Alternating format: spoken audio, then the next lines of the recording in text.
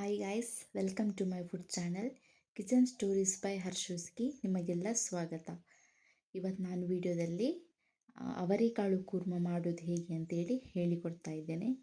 So ವಿಡಿಯೋನ ಶುರು ಮಾಡಿಕೊಳ್ಳೋದಕ್ಕಿಂತ ಮೊದಲು ಯಾರೆಲ್ಲ ನಮ್ಮ ಚಾನಲ್ಗೆ ಸಬ್ಸ್ಕ್ರೈಬ್ ಆಗಿರಲು ದಯವಿಟ್ಟು ಸಬ್ಸ್ಕ್ರೈಬ್ ಮಾಡಿಕೊಳ್ಳಿ. ಪಕ್ಕದಲ್ಲಿರೋ ಬೆಲ್ ಐಕಾನನ್ನು ಪ್ರೆಸ್ ಮಾಡಿ. ಸೊ ಬನ್ನಿ ವಿಡಿಯೋನ ಶುರು ಮಾಡ್ಕೊಳ್ಳೋಣ. ಮೊದಲಿಗೆ ಇದಕ್ಕೆ ನಾನು ಒಂದು ಬಟಾಟೆಯನ್ನು ಮತ್ತು ಒಂದು ಟೊಮೆಟೊ, ಒಂದು ಈರುಳ್ಳಿ ಮತ್ತು ಸ್ವಲ್ಪ ಕಾಯಿ ಮೆಣಸನ್ನು ಕಟ್ ಮಾಡಿ ಇಟ್ಕೊಳ್ತಾ ಇದ್ದೇನೆ.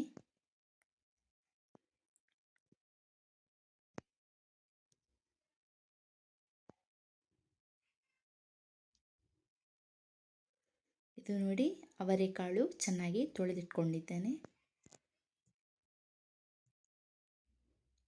ನೆಕ್ಸ್ಟ್ ಸ್ಟವ್ ಮೇಲೆ ಒಂದು ಪಾತ್ರೆಯನ್ನು ಇಟ್ಕೊಳ್ತಾ ಇದ್ದೇನೆ. ಅದಕ್ಕೆ ಅವರೆಕಾಳನ್ನು ಹಾಕ್ಕೊಳ್ತಾ ಇದ್ದೇನೆ. ಜೊತೆಗೆ ಕಟ್ ಮಾಡಿಕೊಂಡಿರುವಂತಹ ಬಟಾಟೆಯನ್ನು ಕೂಡ ಸೇರಿಸ್ಕೊಳ್ತಾ ಇದ್ದೇನೆ. ಇದಕ್ಕೆ ಸ್ವಲ್ಪ ನೀರನ್ನು ಸೇರಿಸಿಕೊಂಡು ಇದನ್ನು ಚೆನ್ನಾಗಿ ಬೇಯೋದಕ್ಕೆ ಬಿಡಬೇಕು. ರುಚಿಗೆ ತಕ್ಕಷ್ಟು ಸ್ವಲ್ಪ ಉಪ್ಪನ್ನು ಸೇರಿಸ್ಕೊಂಡ್ರೆ ಸಾಕು.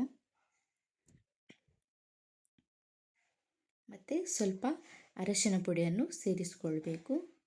ಇವೆಲ್ಲವನ್ನು ಒಂದ್ಸಲ ಮಿಕ್ಸ್ ಮಾಡಿ ಮುಚ್ಚಳವನ್ನು ಮುಚ್ಚಿ.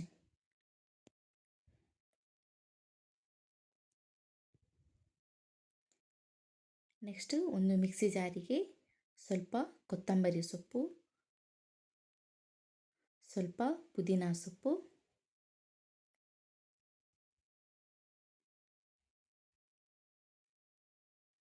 ಸ್ವಲ್ಪ ಕಾಯಿ ಮೆಣಸು, ಸ್ವಲ್ಪ ಬೆಳ್ಳುಳ್ಳಿ, ಹಾಗೆ ಸ್ವಲ್ಪ ನಾನು ಗೋಡಂಬಿಯನ್ನು ಹಾಕ್ತಾ ಇದ್ದೇನೆ, ಸ್ವಲ್ಪ ಈರುಳ್ಳಿ ಮತ್ತು ಸ್ವಲ್ಪ ಕಾಯಿ ತುರಿಯನ್ನು ಹಾಕ್ಕೊಳ್ತಾ ಇದ್ದೀನಿ. ಮತ್ತು ನೀರನ್ನು ಹಾಕ್ಕೊಂಡು ಚೆನ್ನಾಗಿ ಗ್ರೈಂಡ್ ಮಾಡಿಕೊಳ್ಬೇಕು. ನೋಡಿ, ಗ್ರೈಂಡ್ ಆಗಿದೆ ಈಗ ಇದು ನೋಡಿ, ಅವರೆಕಾಳು ಮತ್ತು ಬಟಾಟೆ ಚೆನ್ನಾಗಿ ಬೆಂದಿದೆ. ಇಷ್ಟು ಬೆಂದರೆ ಸಾಕು. ನೆಕ್ಸ್ಟು ಒಂದು ಪಾತ್ರೆಗೆ ನಾನು ಎಣ್ಣೆಯನ್ನು ಹಾಕ್ಕೊಳ್ತಾ ಇದ್ದೇನೆ. ಎಣ್ಣೆ ಬಿಸಿ ಆದ ನಂತರ ಸ್ವಲ್ಪ ಬೆಳ್ಳುಳ್ಳಿ,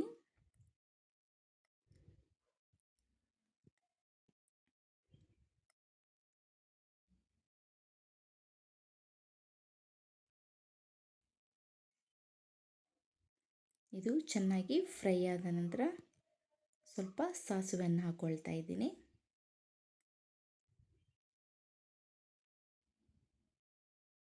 ಇದು ಸಿಡಿದ ಮೇಲೆ ಸ್ವಲ್ಪ ಜೀರಿಗೆ ಮತ್ತು ಸ್ವಲ್ಪ ಸೋಂಪು ಕಾಳನ್ನು ನಾನು ಆ್ಯಡ್ ಮಾಡ್ಕೊಳ್ತಾ ಇದ್ದೇನೆ. ಮತ್ತು ಇದಕ್ಕೆ ಗರಂ ಮಸಾಲೆ, ಚಕ್ಕೆ, ಲವಂಗ, ಒಂದು ಪಲಾವ್ ಎಲೆಯನ್ನು ಕೂಡ ನಾನು ಸ್ವಲ್ಪ ಚೆನ್ನಾಗಿ ಫ್ರೈ ಮಾಡ್ಕೊಳ್ತಾ ಇದ್ದೇನೆ.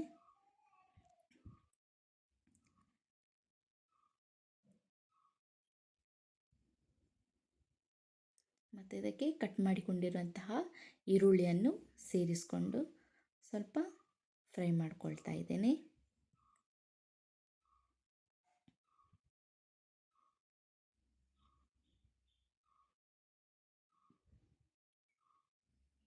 ಈಗ ಕಾಯಿ ಮೆಣಸನ್ನು ಸೇರಿಸ್ಕೊಳ್ತಾ ಇದ್ದೀನಿ.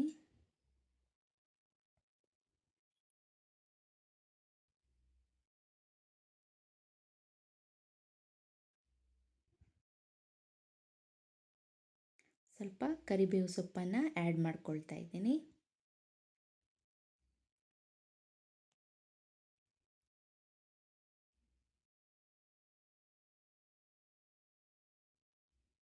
ಇವೆಲ್ಲ ಚೆನ್ನಾಗಿ ಫ್ರೈ ಆದ ನಂತರ ಟೊಮೆಟೊನ ಹಾಕ್ಕೊಳ್ತಾ ಇದ್ದೀನಿ. ಇದನ್ನು ಚೆನ್ನಾಗಿ ಒಂದು ಸ್ವಲ್ಪ ಮೆತ್ತಗಾಗುವವರೆಗೆ ಫ್ರೈ ಮಾಡ್ಕೊಳ್ಬೇಕು.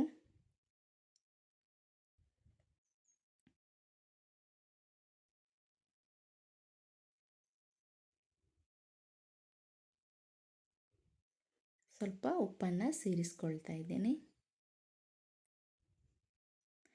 ಆವಾಗಲೇ ಬೇಯೋಕ್ಕಿಡುವಾಗ ಸ್ವಲ್ಪ ಉಪ್ಪು ಸೇರಿಸ್ಕೊಂಡಿದ್ದೆ.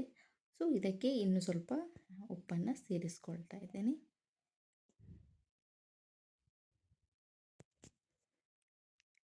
ಇವಾಗ ಇಲ್ಲಿ ಸ್ವಲ್ಪ ನಾನು ಅರಶಿನ ಪೌಡರನ್ನು ಹಾಕ್ಕೊಂಡೆ. ಇದನ್ನು ಚೆನ್ನಾಗಿ ಮಿಕ್ಸ್ ಮಾಡಿಕೊಳ್ಬೇಕು.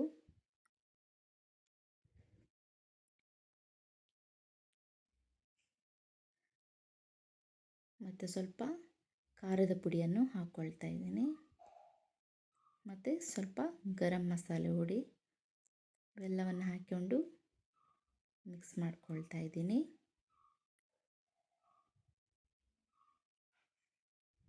ಇವಾಗ ಇದೆಲ್ಲ ಚೆನ್ನಾಗಿ ಫ್ರೈ ಆಗಿದೆ. ಸೊ ನೆಕ್ಸ್ಟ್ ಇದಕ್ಕೆ ನಾವು ಬೇಯಿಸಿಟ್ಟುಕೊಂಡಿರುವಂತಹ ಇವೆರಡು ಪದಾರ್ಥಗಳನ್ನು ಸೇರಿಸ್ಕೊಳ್ತಾ ಇದ್ದೀನಿ.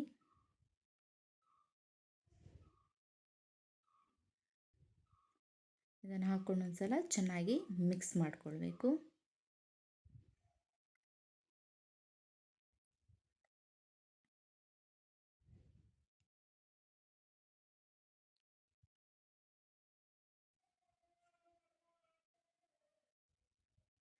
ಇವಾಗ ನೋಡಿ ಇದು ಕೂಡ ಚೆನ್ನಾಗಿ ಮಿಕ್ಸ್ ಆಗಿದೆ.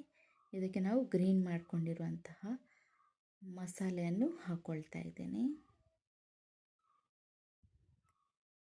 ಮತ್ತೊಂದು ಸ್ವಲ್ಪ ನೀರನ್ನು ಆ್ಯಡ್ ಮಾಡಿಕೊಂಡು ಚೆನ್ನಾಗಿ ಮಿಕ್ಸ್ ಮಾಡಬೇಕು.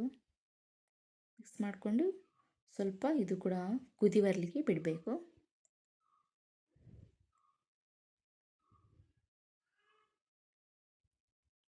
ಈ ಮಸಾಲೆದು ಕೂಡ ಹಸಿ ವಾಸನೆ ಹೋಗೋರು ಚೆನ್ನಾಗಿ ಕುದಿ ಬಂದು ಬೇಯೋಕ್ಕೆ ಬಿಡಬೇಕು.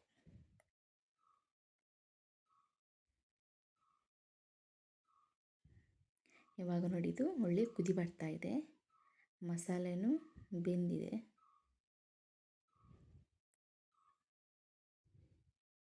ನೋಡಿ ಇದೀಗ ಅವರೆಕಾಳು ಕುರ್ಮ ರೆಡಿಯಾಗಿದೆ.